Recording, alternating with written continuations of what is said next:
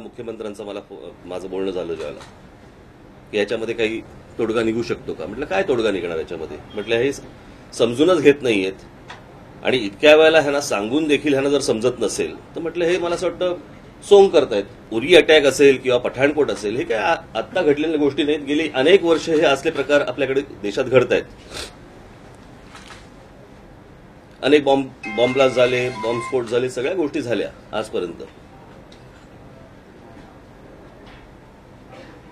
आणि मुळात आता ज्यावेळेला बैठकीमध्ये मी त्या कोण आपले मुकेश भट्ट आणि ते सगळे लोक त्यांना मी हेच सांगितलं. म्हटलं ते त्यांना हवं त्यावेळेला चित्रपट रिलीज करणार, ते त्यांना हवं त्यावेळेला चित्रपट बॅन करणार, ते तुमची चॅनल्स सगळी बॅन करणार पाकिस्तानमध्ये. आणि तुम्ही कशाला रेड कार्पेट हंतरताय त्यांच्यासाठी सारखं. बरं असे कोण मोठे स्टार लागून गेली ती माणसं की ज्यांना तुम्ही घेताय, कशासाठी घेताय. काही आवश्यकता नाही या गोष्टींची.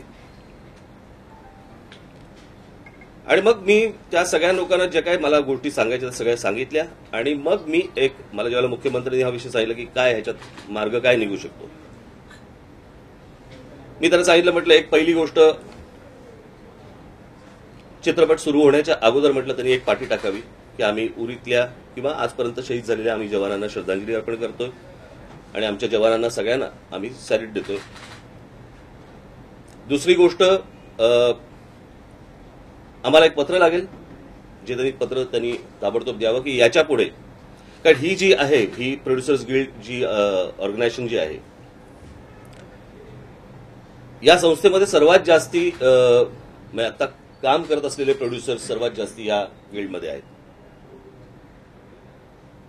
त्याच्यामुळे आम्हाला तुम्ही लिहून द्यावं की याच्या पुढे आम्ही एकही पाकिस्तानी कलावंत, टेक्निशियन, सिंगर याच्या पुढे आम्ही आमच्या चित्रपटात घेणार नाही. त्याप्रमाणे ते बोलले हो, अॅग्री झाले.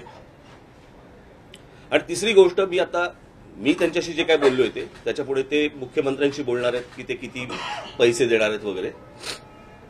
मी त्यांना सांगितलं की प्रायश्चित्त म्हणून तुम्ही प्रत्येक प्रोड्युसरने या ज्यांनी पाकिस्तानी कलावंत ज्यांनी चित्रपटात घेतलेला आहे, मग तो करण जोहर असेल नाही तर शाहरुख खान असेल कोणी असेल, मी म्हटलं ह्याच्या प्रत्येक प्रोड्युसरने 5-5 कोटी रुपये आर्मी वेलफेअर फंडाला द्यावेत.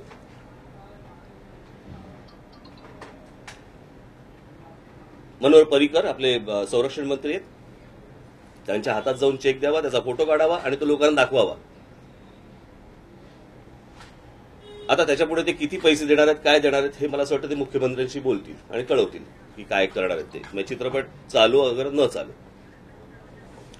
पण मला असं वाटतं की हा या संपूर्ण आंदोलनाचा हा विजय आहे की याच्यामध्ये कायमस्वरूपी पाकिस्तानी कलावंत आपल्या चित्रपट सृष्टीमधनं कायमचे बंद झाले.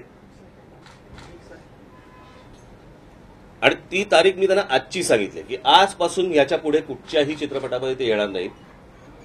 ज्यांचं काय शूटिंग बिटिंग जे काही झालं असेल, काही केलं असेल वगैरे वगैरे, तर त्या प्रोड्युसरने जाऊन प्रायश्चित्त द्यावं त्या गोष्टींचं.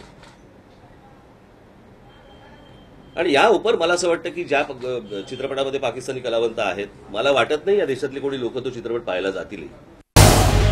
झी 24 तास रहा एक पाऊल पुढे.